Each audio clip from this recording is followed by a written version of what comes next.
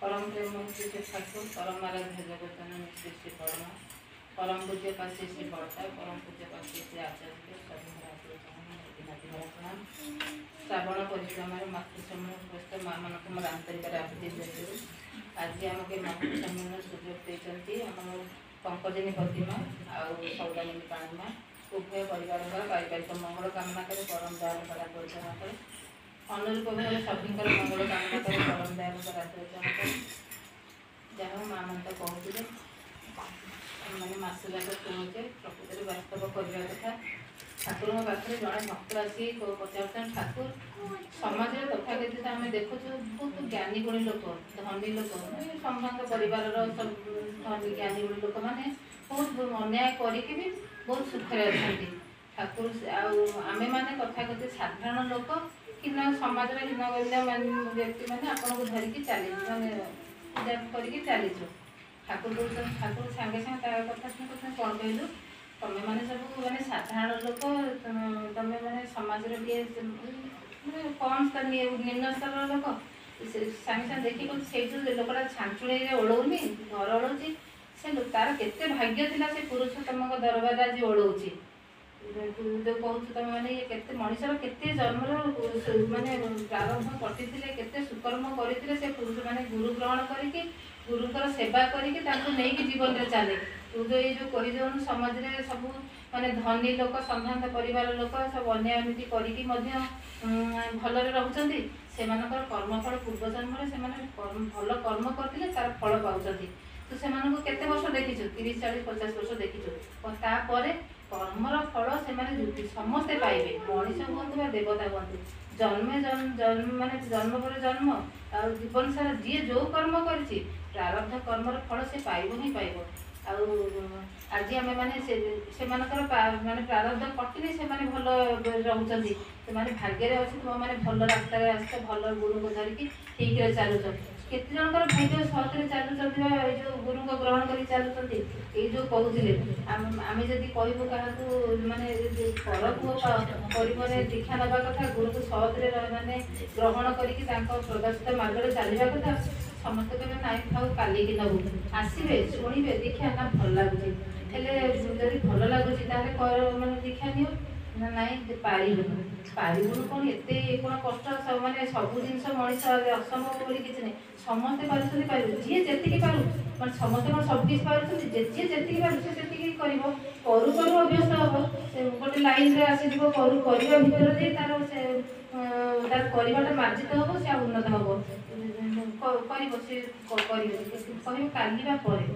काली किए देखी आम काली देखी काली देखा किए जानी केत पर मुहूर्त कौन हम आजिकल आम समस्त जानते जीवन माने स्थिति एमती एवं भल अच्छे जीवन पर कौन हम आम जाने आम भी बहुत घटना शुणुचे कि तथा लोग कहते ना काली करी पर करेंगे मैंने आम किसी तो खराब जिन नुह ठाकुर को जीवन में नहीं ग्रहण करवा टी प्रदर्शित मार्ग में चलवा नाम ध्यान इष्ट जो कहते प्रार्थना पूजा प्रार्थना करके धरिकी नहीं चलवा किसी तो कष्ट नुह से ठाकुर सत् मार्ग में जाइए भल जाणिकी ठाकुर मना करती से ठाकुर कहते लोक जाणी शुणी बहुत भूल करे अज्ञात सारे भूल करे माने क्षमा मिल जाए आम जाणी शुणी ही भूल करे ये जो काली माँ कहते स्वस्थ माने स्वस्थ कथा दीक्षा आम पारिबुन दीक्षा स्वस्थ नहीं कि जदि भी किए आज किसी अल्प दिन है आज ना कि घंटे 2 घंटा नहीं जी भी तार फल मैंने नामटा तो जीवन हृदय पड़ जाए जी भी से करे परवर्ती जीवन से चली जाए से जीवन आरंभ भल जन्म आरंभ हो भल कर्म भल घरे से जन्म मैंने जी ठाकुर अमीबाड़ी कहते तुम्हें ए जन्म जी भी कर परवर्ती जन्म तार से ही आरंभ हो आम धर ये सोस्तेन नौ आम सोस्तेनटा भावुचे कौन खाली माछ मांस समस्त कहे पियाज रसुण माछ मांस जीवन जाक खाइबनी से सोस्तेन कौन से सोस्तेन प्रथम नियम हूँ आम शरीर को श्री विग्रह मंदिर भाविबा आदि आम देहटा सबुरे इच्छा हूँ भल रहा आम निजे भी मनीष चाहूँ भल रहा टी विपद आपद कौन देह खराब भाव ठाकुर पाक पड़ोचे ना ठाकुर को रक्षा कर पूर्व तो ठाकुर कहते आम सब कथा कहते निज केमी भल रहा आम देहटा को सी ବିଗ୍ରହଙ୍କ ମନ୍ଦିର ବୋଲି ଭାବିବା। ଯଦି ଆମେ ଶ୍ରୀ ବିଗ୍ରହ ମନ୍ଦିର ବୋଲି ଭାବୁଛେ ତାହେଲେ ଆମେ ଏଇ ଯେଉଁ ମାଛ ମାଂସ ଖାଇବା, କିନ୍ତୁ ମନ୍ଦିର ଭିତରେ ତ ମାଛ ମାଂସ ପଶେନି ମାନେ ଏତେ ଏମିତି ମାନେ ଚିନ୍ତା ଭଲ ଚିନ୍ତା କରିବା, ଭଲ ସାତ୍ଵିକ ଆହାର କରିବା, ସେଇଟା ତ ହେଲେ ଆମେ ଦେହ ଭଲ ରହିବ। ଆମେ ତ ଏଇଟା ଚାହୁଁଛେ। ଆଉ ଧର୍ମର ଠାକୁରଙ୍କର ମାର୍ଗରେ ଅନ୍ୟ ମାନେ ସାଧାରଣ ଲୋକ ବୁଝନ୍ତି ଧର୍ମ ମାନେ ଏଇ ପୂଜା ଉପାସ ମା ଯେମିତି କହୁଥିଲେ ଜଳ ଢାଳିବା, ପୂଜା ଉପାସ କରିବା, ବ୍ରତ କରିବା, ଉପାସ କରିବା, ଚାଲିବା ବୁଲିବା। କିନ୍ତୁ ଆମର ଠାକୁରଙ୍କର ଇଏରେ ଆମ ଦେହଟା କେମିତି ଭଲ ରହିବ ସେଇଟା ହିଁ ଧର୍ମ। ଆଉ ଦେହଟା ଭଲ ରହିବା ପରେ ଯାହା ଯାହା ନୀତି ନିୟମ ଠାକୁର କହିଛନ୍ତି ସେଗୁଡ଼ାକ ମାନିବାକୁ ହିଁ ହବ, ତାହେଲେ ହେଲା ଧର୍ମ। ଆଉ ସୁସ୍ଥ ନେଇଗଲେ ଆମେ ଟିକେ ଟିକେ କରିବା। ଆମେ ଯଦି ବୁଝିବା ନା ଏଇଥିରେ ଗଲେ ଆମ ଦେହ ହବ, ଆମ ସବୁ ପରିବାର ଭଲ ରହିବ, ଆମେ ଭଲ ରହିବୁ, ତାହେଲେ ସେଟା ତ ଆମେ ମାନେ କରିବା, କାରଣ ଆମେ ସମସ୍ତେ ଭଲ ଚାହୁଁଛେ। ଆଉ ଥରେ ଠାକୁର ଗୋଟେ ଉଦାହରଣ ଦେଇ କହୁଥିଲେ, ଗୋଟେ ମାନେ ଦମ୍ପତି ପରିଣତ ବୟସରେ ଆସିଲେ ଯେ ତାଙ୍କ ସାରା ଜୀବନ ତାଙ୍କ ଜୀବନର ମାନେ ପାରିବାରିକ ଗଣ୍ଡଗୋଳ ହେଲା, ଦାମ୍ପତ୍ୟ କଳହ, ପାରିବାରିକ କଳହ ଲାଗି ରହିଲା।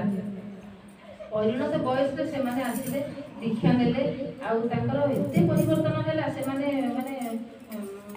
ପୁରା ଭଲ ଭାବରେ ମିଳିମିଶି ଚଳିଲେ। ଏତେ ଭଲ ପାଇବାଟା ଆସିଗଲା, ସିଏ ମରିଗଲା ପରେ ବି ଥରେ ଆସିକି ଠାକୁରଙ୍କ ପାଖରେ ନିବେଦନଟା କରୁଛନ୍ତି। ତା ବି କହିଦେଉଛି, ଥରେ ଠାକୁରଙ୍କ ପାଖରେ ପ୍ୟାରି ନନ୍ଦିତା ଜଗିଥାନ୍ତି। ରାତିରେ ତାଙ୍କ ଠାକୁରଙ୍କ ଚାରିପଟେ ଲୋକ ଜଗନ୍ତି, ଜଗିଛନ୍ତି। ଜଗିଲା ବେଳେ ଥରେ ଦେଖୁଛନ୍ତି ଗାରୁଆ ଶ୍ମଶାନରୁ ଦିଟା ଆଲୋକ ପିଣ୍ଡ ଆସିକି ଠାକୁରଙ୍କ ଖଟ ଚାରିପଟେ ବୁଲୁଛି। ସେ ବି କିଛି କହିପାରୁନାହାନ୍ତି, ନିଆଁ ପିଣ୍ଡ ଗୁଡ଼ାକ କ'ଣ ବା କରିବେ।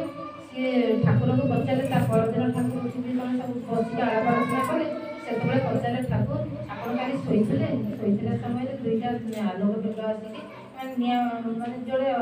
ଆଲୋକ ମାନେ ଆସିକି ଆପଣଙ୍କ ଖଟ ଚାରିପଟେ ମାନେ ଘୁରୁଥାନ୍ତି। ଠାକୁର କହିଲେ, ହଁ ପରା, କେତେ କାକୁତି ମିନତି ହେଉଛନ୍ତି ମାନେ ଦୁଇ ଜଣ ଯାକ ସ୍ୱାମୀ ସ୍ତ୍ରୀ ଜନ୍ମ ନେବା ପାଇଁ, ତାଙ୍କର ଠିକ୍ ବେଳ ଆସିନି। ଲୋକ ତ ଯାହା ହଉ ଏ ଜନ୍ମରେ ସାରା ଜୀବନ ସେମାନେ ପାଟିତୁଣ୍ଡ, ଗଣ୍ଡଗୋଳ, ଅଶାନ୍ତି, ବହୁତ କୁକର୍ମ କରିଛନ୍ତି। ତାଙ୍କର ସେଟା ପରିଣତ ବୟସରେ କିନ୍ତୁ ଭଲ କାମ କରିକି ଯାଇଛି, କିନ୍ତୁ ଯେଉଁ ମାନେ ପୂର୍ବ କର୍ମର ଫଳଟା ତ ସରିନି, ଏବେ ତ ମାନେ ହଠାତ୍ କିଛି ହେଇପାରିବେନି। ତାଙ୍କୁ କହିଲେ, ଯାଅ ସେମିତି ଭୂତପ୍ରେତ ମାନେ ବି ଠାକୁର କହିଛନ୍ତି ନାମ ସଂକୀର୍ତ୍ତନ କରନ୍ତି। ଯେମିତି ଠାକୁର କହୁଛନ୍ତି ଶ୍ମଶାନରେ ଯଦି ନାମ ସଂକୀର୍ତ୍ତନ ହୁଏ, ତାହେଲେ ଭୂତପ୍ରେତ ମାନେ ବି ନାମ ସଂକୀର୍ତ୍ତନ କରନ୍ତି। ତେଣୁ ସେମାନଙ୍କୁ କହିଲେ, ଧୈର୍ଯ୍ୟ ଧର, ଠାକୁର ବୁଝେଇକି ଯେମିତି କୁହନ୍ତି, ଧୈର୍ଯ୍ୟ ଧର, ନାମ କର, ସେ ସମୟ ଆସିଲେ ସବୁ ହେଇଯିବ। କହିବା କଥା ହେଉଛି ମାନେ ମଣିଷ ଯଦି ଟିକେ ବି ଠାକୁରଙ୍କୁ ଧରିକି ତାଙ୍କ ନୀତି ମାନେ ତାଙ୍କର ମାନେ ବାସ୍ତବ କର୍ମରେ ଲାଗି ରହେ, କିଛି ସେଗୁଡ଼ାକ ବୃଥା ନୁହେଁ, ତାର ଫଳ ଅବଶ୍ୟ ଫଳିବ। କିନ୍ତୁ ଆମେ ଯଦି ଭାବିବା ଯେ ଖାଲି ଆମକୁ ଧନ ଧାନ ଦରକାର, ମାନେ ଆମେ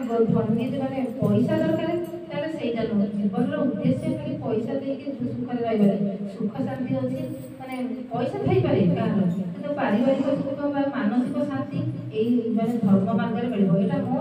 ସମସ୍ତେ ଜାଣିଛନ୍ତି ଆଉ ସମସ୍ତଙ୍କୁ ଅନୁଭବ କରୁଛନ୍ତି। ତେଣୁ ଯଦି ଆମେ ପ୍ରକୃତରେ ଭଲ ଚାହୁଁ, ଯଦି ଆମେ ଠାକୁରଙ୍କୁ ମାନେ ତାଙ୍କର ପ୍ରଦର୍ଶିତ ମାର୍ଗରେ ଚାଲିବା, ତାଙ୍କୁ ସେ ଯେଉଁ ନୀତି ନିୟମ ବିଧିବିଧାନ ଦେଇଛନ୍ତି ସେଇଗୁଡ଼ାକୁ ମାନି ଚାଲିବା, କରିବା, ତାହେଲେ ପ୍ରକୃତରେ ଆମର ଜୀବନ ସୁଖ ଶାନ୍ତି